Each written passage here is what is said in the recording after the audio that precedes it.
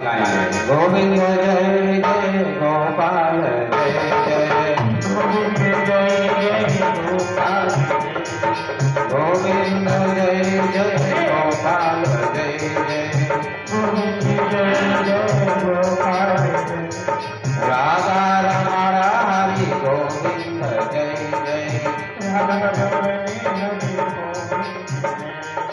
गोविंद जय जय गोपाल जय जय गोविंद जय जय गोपाल राधा रमण हरि गोविंद जय जय राधा रमण हरि गोविंद बोलो हरि गोपाल बोलो गोविंद बोलो हरि गोपाल गोविंद बोलो हरि गोपाल बोलो गोविंद बोलो हरि गोपाल राधा रमण हरि गोविंद बोलो राधा रमण हरि राधा रमण हरि गोविंद बोलो गोपाल गोविंद बोलो गोपाल बोलो राधा रमण हरि गोविंद राधा रमण हरि गोविंद राधा रमण हरि गोविंद गोपाल जय जय गोविंद जय जय गोपाल जय जय गोविंद जय जय राधा रमण हरि गोविंद जय जय राधा रमण हरि गोविंद राधा रमण हरि गोविंद जय जय राधा रमण हरि गोविंद जय जय गोविंद जय जय गोपाल जय जय गोविंद जय जय गोपाल जय जय राधा रमण हरि गोविंद राधा रमण हरि गोविंद राधा रमण हरि गोविंद बोलिए कृष्ण कन्हैया लाल की भागवत महापुराण की गुरुदेव भगवान की सदगुरुदेव भगवान की हनुमान महाराज की रामचंद्र भगवान की माता भगवान की जय जय श्री राधे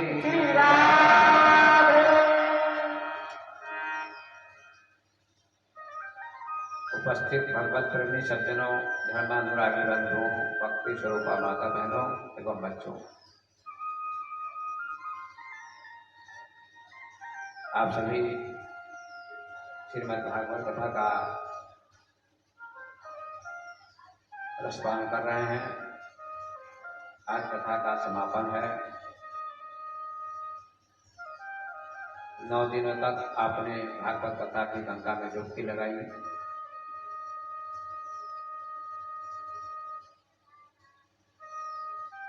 कल की कथा में, कल के सत्र में आप लोगों ने भगवान के 108 विवाहों का श्रवण किया। भगवान के 108 विवाह कैसे कैसे हुए,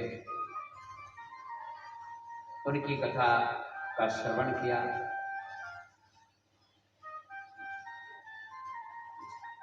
उनके पुत्र के जन्म की कथा सुनी और उनके पौत्र के विवाह का भी प्रसंग सुना और नारद जी ने भगवान की गृहचर्या का अवलोकन किया।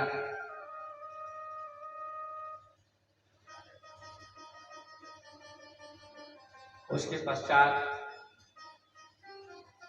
भगवान ने और कई राक्षसों का संहार किया। पौंड्रक का, काशी राज्य का, शाल्व का, शिशुपाल का, दंतवक्र का, लगभग सभी राक्षसों का संहार कर दिया।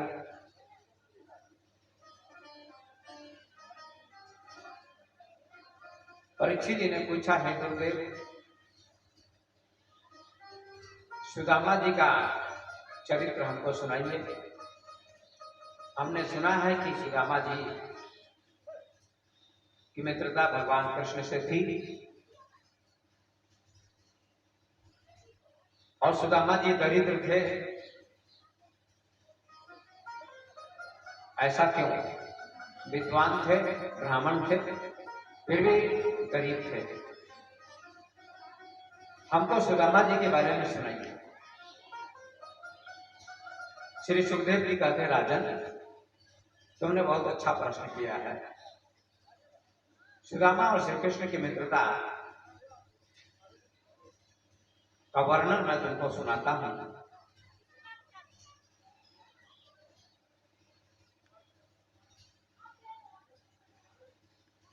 श्री सुखदेव जी कहते हैं, राजन, कृष्णस्य आसीत् सखा कश्चित् ब्राह्मणो ब्रह्मवित्तमः। कृष्णस्य आसीत् सखा कश्चित् ब्राह्मणो ब्रह्मवित्तमः। विरक्त इंद्रियार्थेषु प्रशांतात्मा जितेन्द्रियः। सुखदेव जी कहते, राजन, सुदामा जी के एक मित्र थे, कृष्ण भगवान, या कृष्ण भगवान के मित्र थे सुदामा जी। कृष्ण से आश्रित सखा, बल्कि कृष्ण भगवान के सखा थे या मित्र थे सुदामा जी, ऐसा लिखा है। कश्चित् ब्राह्मणो ब्रह्मवित्तम, कोई ब्राह्मण, लेकिन वो ब्राह्मण साधारण ब्राह्मण नहीं थे, ब्रह्मवित्तम, ब्रह्मज्ञानी थे।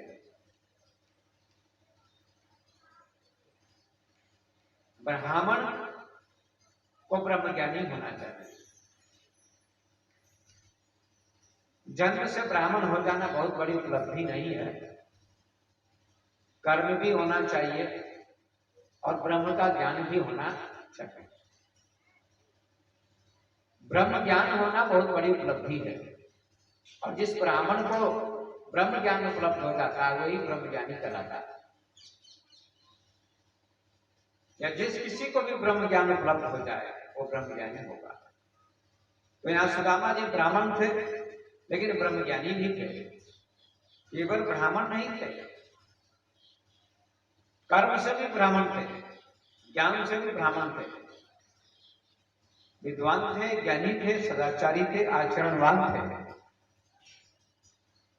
ब्रह्म ज्ञानी होना बहुत जरूरी है, ब्रह्म का ज्ञान होना जरूरी है। जन्म से तो कोई भी ब्राह्मण हो सकता है, लेकिन कर्म से, ज्ञान से ब्राह्मणत्व उपलब्ध कर लेना बहुत बड़ी उपलब्धि है। सुखदेव जी कहते, राजन, वो ब्रह्मवित्तम, ब्रह्मज्ञानी भी थे, और विरक्त इंद्रियार्थेषु, और इंद्रियों के विषयों में उनकी आसक्ति नहीं थी। इंद्रियां 10 होती हैं, 5 ज्ञानेंद्रियां, 5 कर्म इंद्रियां। आंख, कान, नाक, जीभ और त्वचा, ये 5 ज्ञानेंद्रियां कहलाती हैं। मुंह, हाथ, पैर, मल द्वार, पेशाब द्वार, ये 5 कर्मेंद्रियां कहलाती हैं। ये 10 इंद्रियां हैं। इन इंद्रियों में आसक्ति न होने का नाम, इंद्रियों से अनासक्त हो जाने का नाम, इंद्रियार्थेषु अनासक्तेषु विरक्त इंद्रियार्थेषु, इंद्रियों के अर्थों में, विषयों में उनकी कोई आसक्ति नहीं थी, कोई मोह नहीं था। ऐसे ज्ञानी थे, ऐसे ब्राह्मण थे, ऐसे ब्रह्म ज्ञानी थे, प्रशांत आत्मा, और उनका मन बहुत शांत था। सबका मन शांत नहीं होता, ब्रह्मज्ञानी का मन शांत होता है। इसलिए इसमें देखते हैं भगवान वेदव्यास, प्रशांत आत्मा, यहाँ आत्मा का अर्थ मन है, क्योंकि आत्मा सबकी शांति ही होती है। लोग कहते हैं आत्मा शुद्ध होनी चाहिए, ये गलत कहते हैं। आत्मा सबकी शुद्ध है, डाकू की भी, चोर की भी, शराबी की भी, जुआरी की भी, स्त्री की भी, पुरुष की भी, पशु की भी, पक्षी की भी, सबकी आत्मा शुद्ध ही होती है। आत्मा कभी अशुद्ध नहीं होती है, मन अशुद्ध होता है। मन को शुद्ध करने की जरूरत है, मन को शांत करने की जरूरत है। यहां कहते हैं प्रशांत आत्मा, उनकी आत्मा अर्थात उनका मन शांत था, क्योंकि मन ही तो शांत करना है। अब कथा क्यों सुनते हैं? मन को शांत करने के लिए। दवा क्यों खाते हैं? रोग को मिटाने के लिए। तो मन को शांत करना है, स्थिर करना है, इसलिए आप कथा सुनते हैं। अगर मन आपका शांत नहीं हुआ तो कथा सुनने का कोई लाभ न हुआ। यदि दवा खाने के बाद आपका रोग ठीक न हुआ तो इसका मतलब दवा फायदा नहीं कर रही है। यदि कथा सुनने के बाद आपका मन अशांत है, दुखी है, चिंतित है, तनाव में है, इसका मतलब है आपको कथा का फायदा नहीं मिला, लाभ नहीं मिला। प्रशांत आत्मा जितेंद्रिय, और जितेंद्रिय इंद्रियों पर उनकी विजय, कंट्रोल था, इंद्रियों को उन्होंने जीता था। लोगों की इंद्रियां जीती हुई नहीं होती हैं। जो मन में आता है खाते हैं, जो मन में आता है बोलते हैं। लोग इंद्रिय जीत नहीं है, जितेंद्रिय नहीं है। जितेंद्रिय सुदामा जी थे, इंद्रियों पर उनका आधिपत्य था, विजय प्राप्त थी। इसलिए प्रशांत आत्मा जितेंद्रिय श्री सुखदेव जी कहते हैं। लेकिन उनके पास धन नहीं था, भिक्षा मांग के खाते थे। इसका कारण था, दरिद्र क्यों हो गए, गरीब क्यों हो गए? क्योंकि उनको कृष्ण भगवान का श्राप लगा था। क्योंकि गुरुकुल में पढ़ते थे ऋषि संदीपनी के यहां, तो एक दिन गुरुदेव ने कहा लकड़ी तोड़ के लाओ, भोजन बनाना है। पहले के जमाने में गुरु की सेवा करनी पड़ती थी, भोजन बनाना पड़ता था, लकड़ी तोड़कर लाना पड़ता था। सुदामा जी और कृष्ण जी दोनों गए लकड़ी तोड़ने,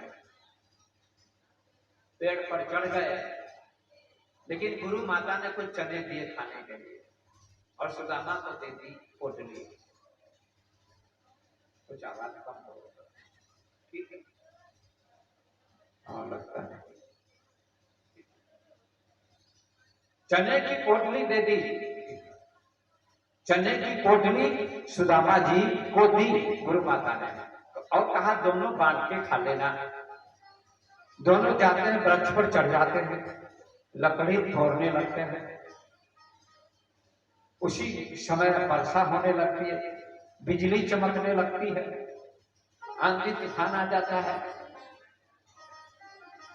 ठंड लगने लगती है कृष्ण भगवान को भी, सुदामा जी को। सुदामा जी नीचे, कृष्ण भगवान ऊपर थे ऊंची डाली पर। अब दोनों बचने के लिए वहीं खड़े रहे। सुदामा जी को जो चने मिले थे, उन्होंने पोटली खोली और चने खाने शुरू कर दिए। उनके दांत खटखटाने लगे। तो कृष्ण भगवान ने कहा सुदामा,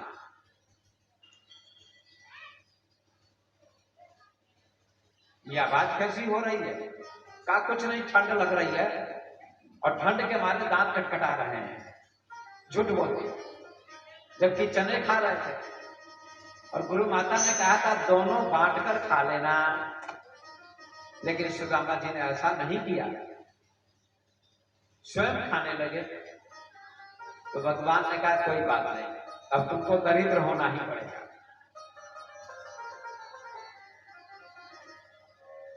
मुझे दिए बिना तुम खा रहे हो, ये ठीक नहीं। मन ही मन कहते हैं। बारिश समाप्त हुई, तूफान समाप्त हुआ, दोनों गुरुकुल में आ गए।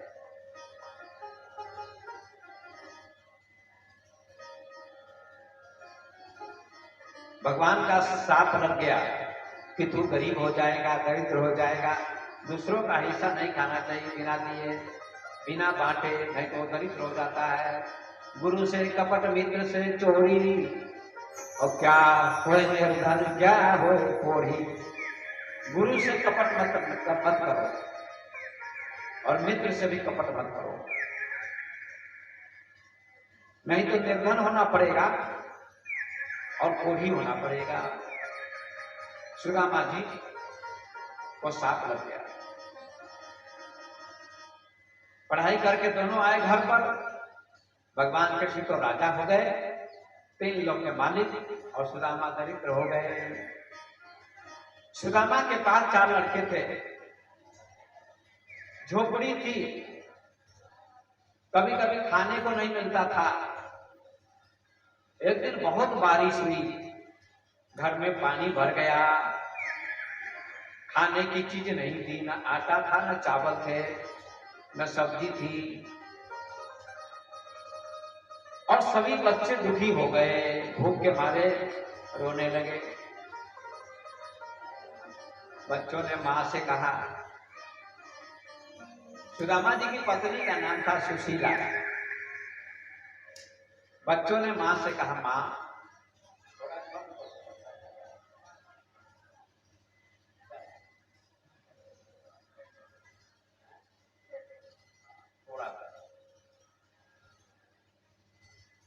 बच्चों ने कहा, मां भूख लगी है। मां ने कहा, आज घर में कुछ नहीं बेटा, आज घर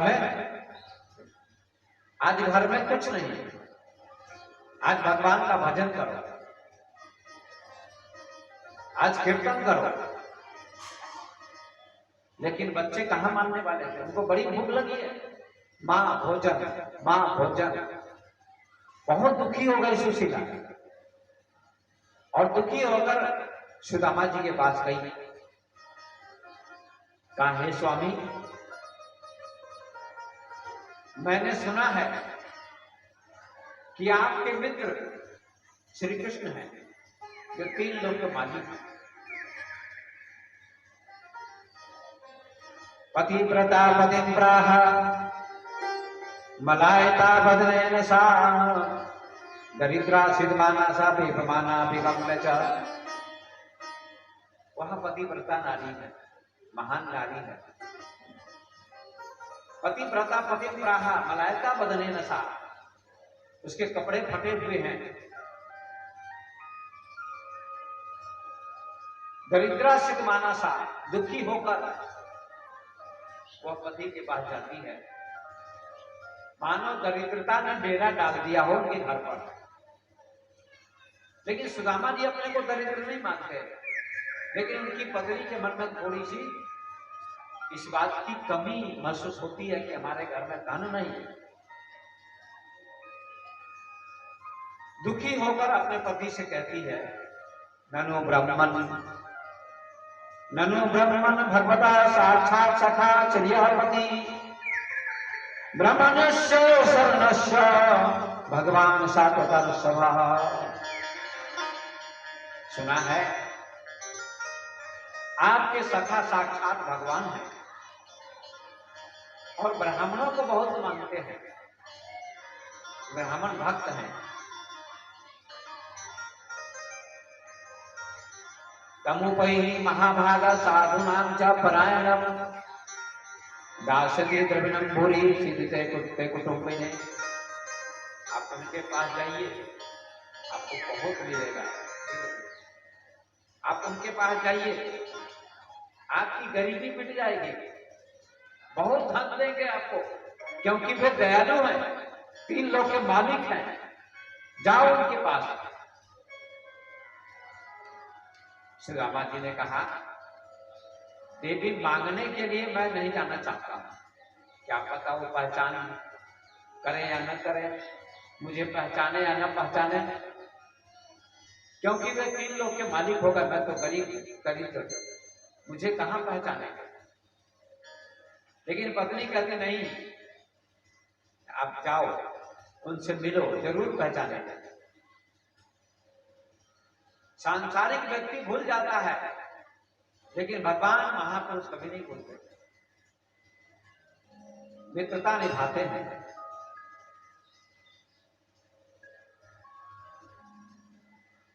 सुदामा जी ने कहा ठीक है जाऊंगा, लेकिन खाली हाथ नहीं जाना चाहिए, कुछ लाकर दो भेंट करने के लिए, देने के लिए।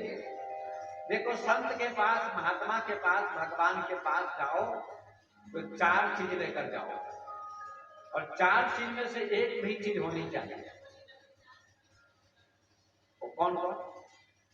गीता में भगवान कहते हैं पत्रम पुष्पम फलम तोयम यो मे भक्त्या प्रयच्छति।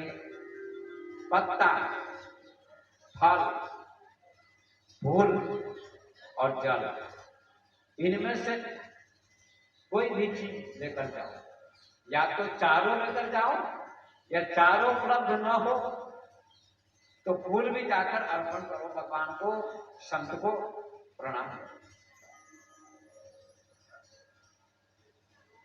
पत्रम पुष्पम फलम तोयम,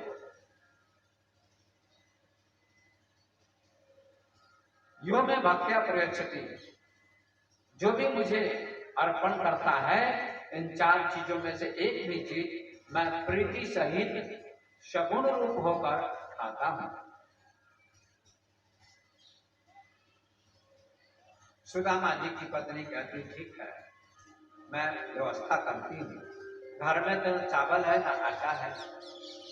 पड़ोस में जाती है, पड़ोसी महिला के पास, बहन कुछ दे दो, मना कर दिया, कुछ नहीं है। गरीब को कोई कुछ नहीं देना चाहता है। कई घरों में गई, किसी ने कुछ नहीं दिया, मना कर दिया, कुछ नहीं, जाओ। बहुत दुखी हो गई। ये दुनिया बड़ी विचित्र है। सबे सहायक सफल के कौन निबल सहाय, पवन जगावत आग को दीप ही देत बुझाए।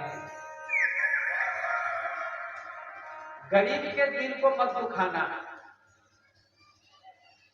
निर्बल को न सताइए, जागी मोटी हाय, मुई खाल की श्वास से लोहा भस्म हो जाए। दुर्बल को न सताइए, गरीब को मत सताओ। जाकी मोटी हाय, यदि गरीब को सताओगे तो उसकी बददुआ लगेगी और तुम्हारा परिवार समूल नष्ट हो जाएगा। मुई खाल की श्वास से लोहा भस्म हो जाए। आपने देखा होगा लोहार को, लोहार के यहां धौंकनी चलती है, लोहा भी भस्म हो जाता है अग्नि में। इसी प्रकार से गरीब की जो हाय होती है, आह होती है, बद्दुआ होती है, वह समूल नष्ट कर देती है। इसलिए संत महात्मा और गरीब से दुआ लो, आशीर्वाद लो। जो बात दबा से नहीं होती वह बात दुआ से होती है, और जब मिल जाते हैं पूरे मुर्शिद तब बात खुदा से होती है।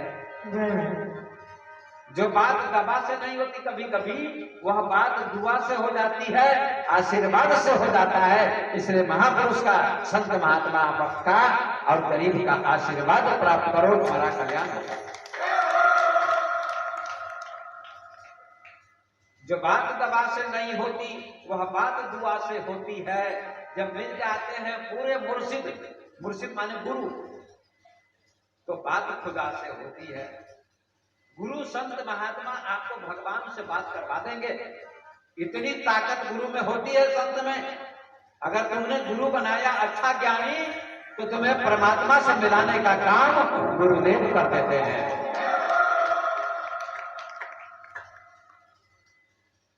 इसलिए कहा है गुरु के चरण में तेरा जब मन होगा, तब ही सफल तेरा जीवन होगा। गुरु के चरण में तेरा जब मन होगा, तब ही सफल तेरा जीवन होगा। गुरु के चरण में तेरा जब मन होगा, तब ही सफल तेरा जीवन होगा। गुरु के चरण में तेरा जब मन होगा, तब ही सफल तेरा जीवन होगा। बचपन बीता खेल में जवानी में तू भूला, बचपन बीता खेल में जवानी में तू भूला, बचपन बीता खेल में जवानी में तू भूला।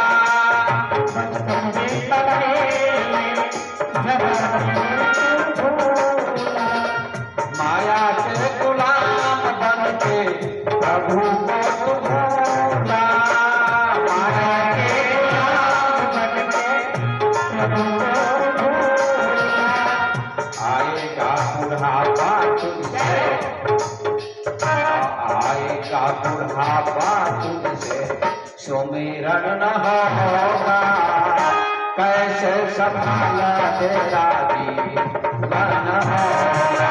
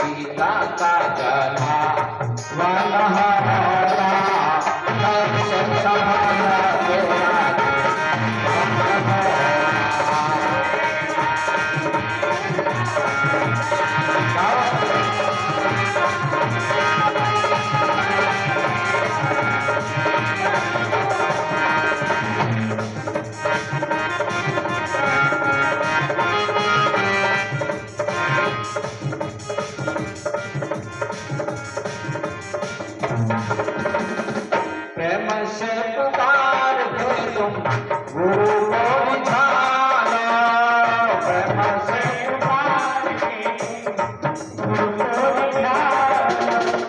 गुरु जी का रूप अपने हृदय में बसा लो, गुरु जी का रूप अपने हृदय में बसा लो। लगन बिना लगन बिना नहीं दर्शन होगा, कैसे सफल तेरा जीवन होगा। लगन बिना नहीं दर्शन होगा, कैसे सफल तेरा जीवन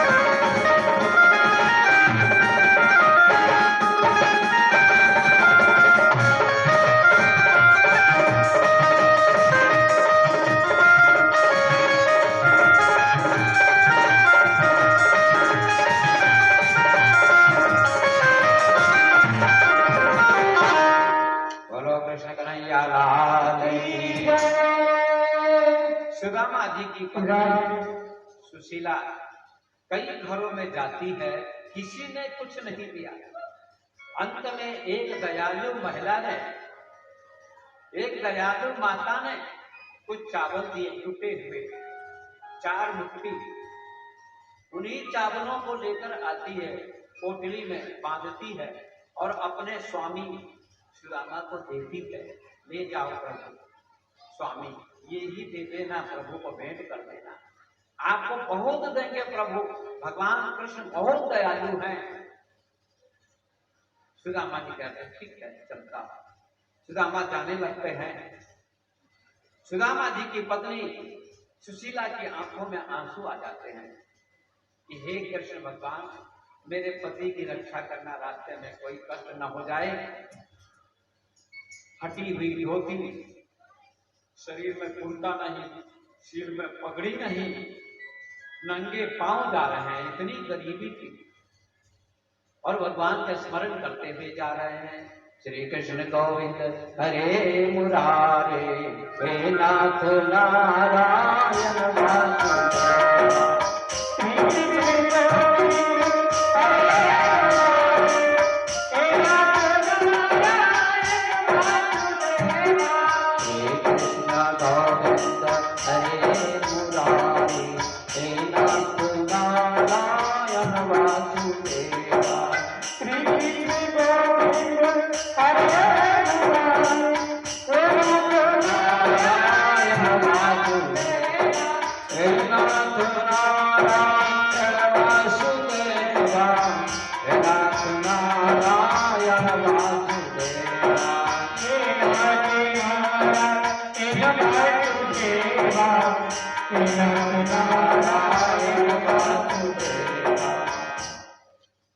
यही कीर्तन करते हुए जा रहे हैं।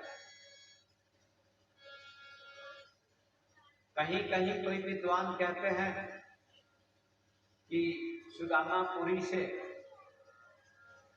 द्वारका की दूरी काफी है। रास्ते में सुदामा जी थक गए, लेट गए और जो पोटली थी उसको सिर के नीचे रख दिया, तकिया बना दिया कि कहीं कोई ले न जाए चोर। तो सो गए गहरी नींद में। भगवान कृष्ण ने कहा सुदामा आ रहे हैं और वे थक गए हैं, दुबले पतले हैं, पैर में बीमारी फटी हुई है, चलना कठिन हो गया है मेरे मित्र को। तो उन्होंने गरुड़ जी को भेज दिया, जाओ अपनी पीठ पर लाद के रख के ले आना। गरुड़ जी जाते हैं, सोई हुई अवस्था में सुदामा जी को अपनी पीठ पर रख लेते हैं और जाकर समुद्र तट पर रख देते हैं और गरुड़ जी फिर भगवान के पास चले जाते हैं। बोलो वृंदावन बिहारी लाल की जय। सुदामा जी की नींद खुलती है तो देखते हैं ये तो समुद्र तट है, मैं इतनी जल्दी यहाँ कैसे आ गया। उनको क्या पता कि क्या हो रहा है। समुद्र तट पर बैठे हैं और समुद्र से पार होना है, कब जाना है भगवान की नगरी में, और समुद्र पार कैसे होऊंगा, इसके लिए तो कोई पैसा है नहीं, एक भी पैसा नहीं।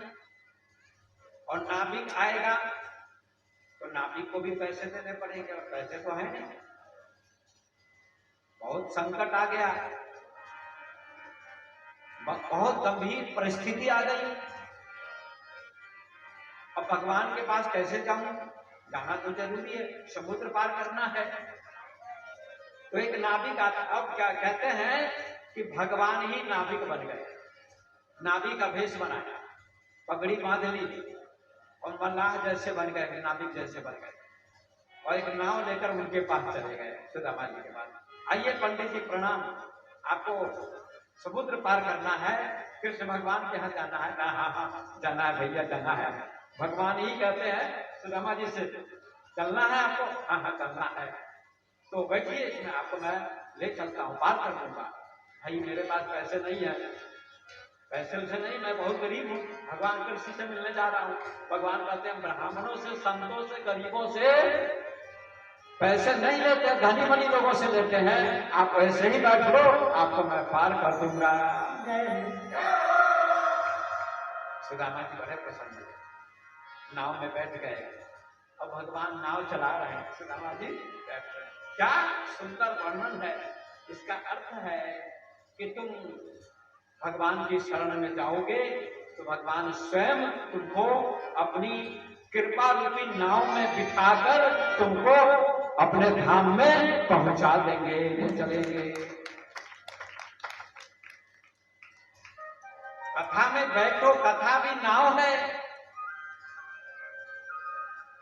और इस नाव में बैठोगे नहीं, कथा सुनोगे नहीं, तो भगवान कैसे बेड़ा पार करेंगे।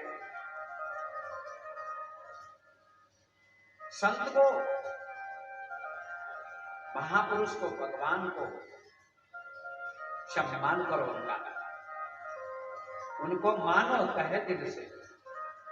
कहते हैं नाव तट पर आ गई, भगवान ने पार कर दिया सुदामा। भगवान कहते हैं पंडित जी अब आप तट पर आ गए, मैं चलता हूं, या आप जाइए, आप द्वारिका पुरी में जाइए। सुदामा जी बड़े प्रसन्न हुए और आशीर्वाद दिया भगवान को।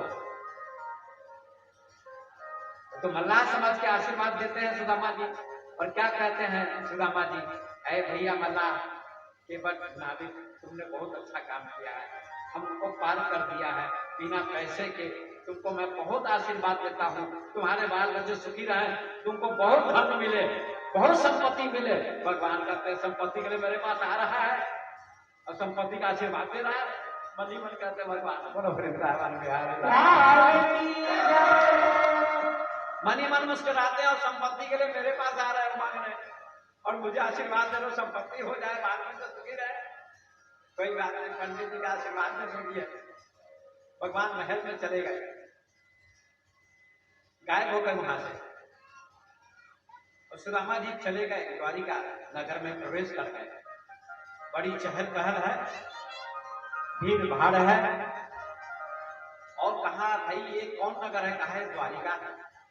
द्वारिका का क्या अर्थ होता है? द्वारका, द्वारका 44 कोस में बसा हुआ था द्वारका नगर। कितना बड़ा नगर था? 44 कोस का, 44 इतना बड़ा भगवान का नगर था। अब उस इतने बड़े नगर में कितने द्वारपाल थे, कितने लोग थे, खड़े थे संतरी द्वारपाल। द्वार का कहां है द्वार पता ही नहीं चलता था, इतने द्वार थे, किस द्वार से जाऊं। सुदामा जी ने पूछा लोगों से, क्या यही द्वारका है? कहां? यही द्वारका है। तो भगवान का महल कहां है? कृष्ण जी का। कहा आगे चले जाओ, आगे चले जाओ, आगे चले जाओ। आगे जा रहे हैं, आगे जा रहे हैं, और भी लोगों के तो भी महल थे।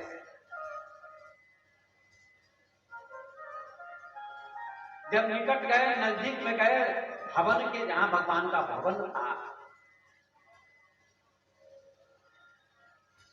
तो द्वारपालों से पूछा भैया ये जो भवन है ये किसका है? कहा ये कृष्ण भगवान का भवन है, द्वारिकाधीश का। अच्छा यही भवन द्वारिकाधीश का? हाँ। तो आप जाके कह दो कि एक ब्राह्मण आया है, आपसे मिलना चाहता है, वो आपका मित्र है, सखा है, बचपन का सखा है, जाके बोल दो कृष्ण भगवान से। द्वारपाल ने कहा कि तुम जैसे भिखमंगे से भगवान की मित्रता कैसे हो सकती है?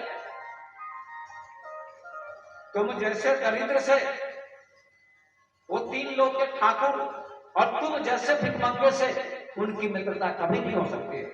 धक्का दे दिया सुदामा को। बेचारे सुदामा दुबले पतले पे गिर गए।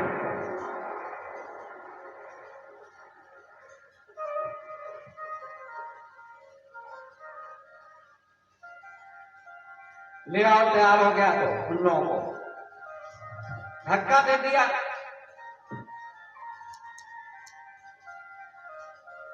तो सुदामा जी बार बार आग्रह करते हैं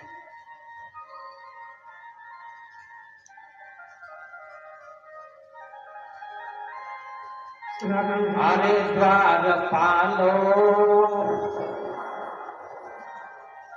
कन्हैया से कह दो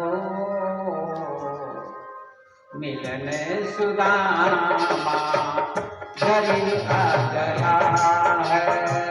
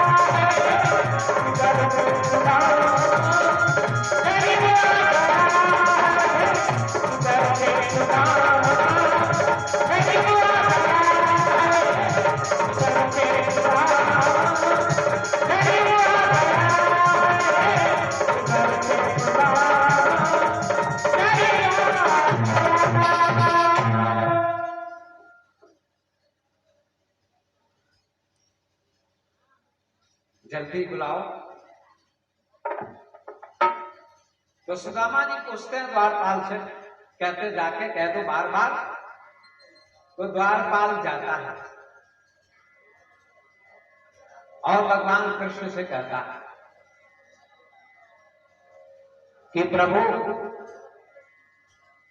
एक गरीब ब्राह्मण जिसका नाम सुदामा है, वो आपसे मिलना चाहता है। आपका सखा बताता है कि मैं उनका सखा हूं।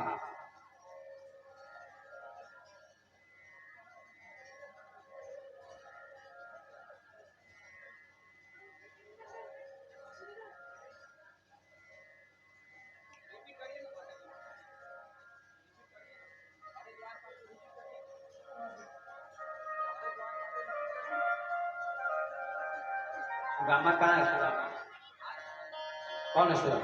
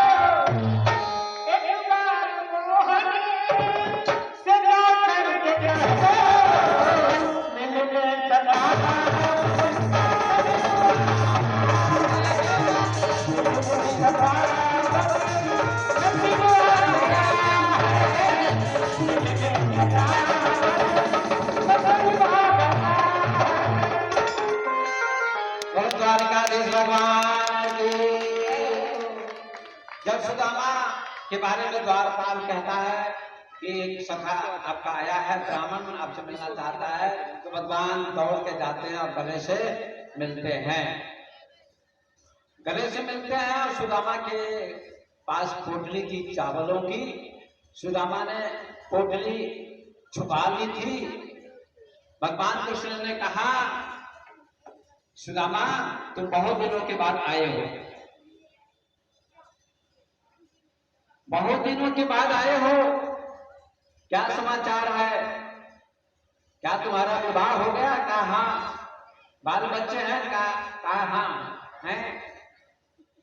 तो कहा भाभी भी अच्छी होगी, अच्छा स्वभाव की, कुछ न कुछ दिया होगा मुझे खाने के लिए, कुछ बताओ, कुछ लाए हो? सुदामा जी झूठ बोलते हैं, कहते नहीं नहीं मैं कुछ नहीं लाया हूं, तुम्हारी भाभी ने कुछ नहीं दिया है। भगवान कहते हैं हमेशा से झूठ बोलते आए हो, तुम्हारी आदत नहीं गई। जरूर कुछ न कुछ हमारी भाभी ने दिया होगा। और गांठ में छुपाए हुए थे चावलों की पोटली। भगवान कहते सुदामा हमारे महल में देखो दीवारों में भगवान की तस्वीरें लगी हैं, दिखाने ले जाते हैं। राम जी की, सीता जी की, दशरथ जी की, लक्ष्मण जी की बहुत तस्वीरें लगी थी। कहा ये देखो देखो, तो सुदामा जी देखते हैं और कांख में पोटली छुपाए हुए हैं।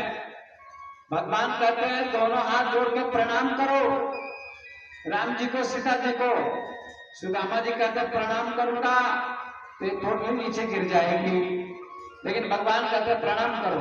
तो प्रणाम करके सुदामा जी दोनों हाथ जोड़ के राम जी को, सीता जी को, तो भगवान पोटली छीन लेते हैं, अपने हाथ में ले लेते हैं और सुदामा जी को बिठा देते हैं एक तरफ कुर्सी पर, अपने बैठ जाते हैं और पोटली खोलते हैं और खोल के खाते हैं। एक मुट्ठी चावल खा जाते हैं। एक लोग का धन दे दिया उसके बदले, और दूसरी मुट्ठी चावल फिर लेकर उन्होंने खाना शुरू कर दिया। और तीसरी मुट्ठी जब खाना चाहते हैं तो रुक्मिणी जी ने हाथ पकड़ लिया, ये प्रभु क्या कर रहे हो, रहने दो रहने दो, 3 लोग के आप मालिक हैं, यदि 3 मुट्ठी चावल खा जाओगे तो आपका हाल सुदामा का हो जाएगा, सुदामा कृष्ण बन जाएगा, आप सुदामा बन जाओगे, गरीब बन जाओगे। इसलिए 2 लोग का धन आपने दे दिया, 1 लोग का धन रहने दो प्रभु, रहने दो। तो भगवान ने कहा अरे मैं तो बहुत आनंद में था, मैं बहुत आनंद में था, बड़ा अच्छा लग रहा था, चावल बहुत अच्छे हैं भाभी के दिए हुए, लेकिन तुमने मना कर दिया, मना नहीं करना था। तो भगवान ने खाना बंद कर दिया, और खाना बंद कर दिया फिर बिठाते हैं कुर्सी पर, आसन पर, और भगवान ने देखा कि सुदामा जी के पैर में बीमारी फटी हुई है और कांटे गड़े हुए हैं। भगवान ने कांटे निकाले अपने हाथों से, और भगवान की आंखों में आंसू आ गए। सुदामा तुम इतने दिन तक कहां थे, क्यों नहीं आए?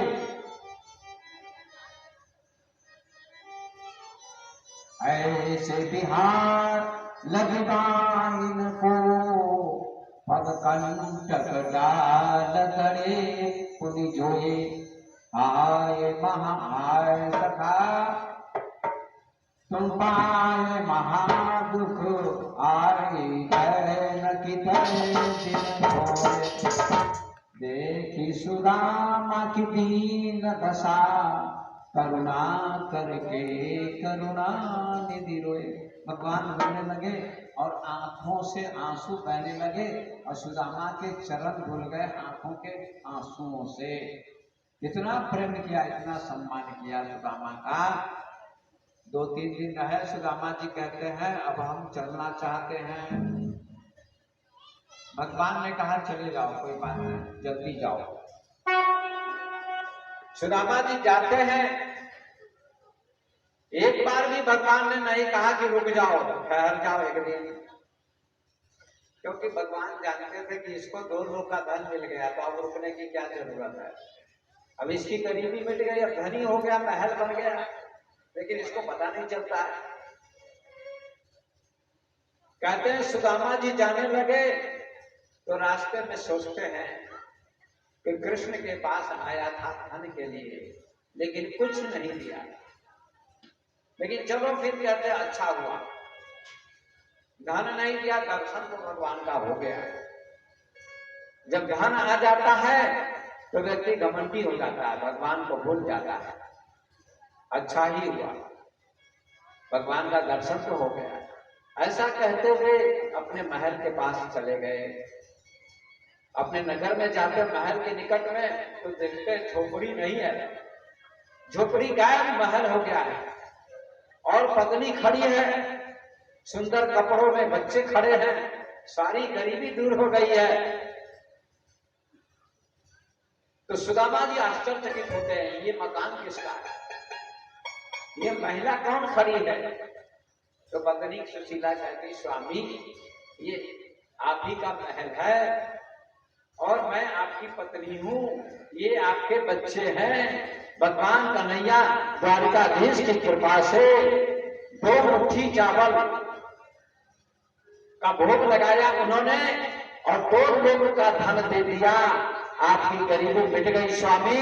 भगवान कृष्ण द्वारिकाधीश बड़े दयालु हैं, बड़े कृपालु हैं, आइए आपका स्वागत है। बोलो द्वारिकाधीश भगवान की। सुदामा जी बड़े प्रसन्न हुए, कैसे दयालु हैं, भगवान देता है तो छप्पड़ फाड़ के देता है। सुदामा जी की गरीबी मिटी, सुदामा जी धनी हो गए। थोड़े से चावल दिए और कितना मिल गया, 2 मुट्ठी का भोग लगाया और 2 लोग का धन मिल गया। ये सुदामा जी का चरित्र आपने सुना। हाँ, इन लोगों को भेज दीजिए।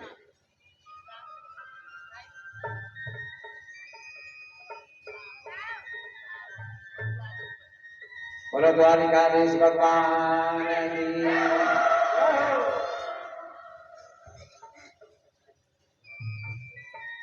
चलो अब विश्राम देते हैं, विसर्जन करते हैं, समापन।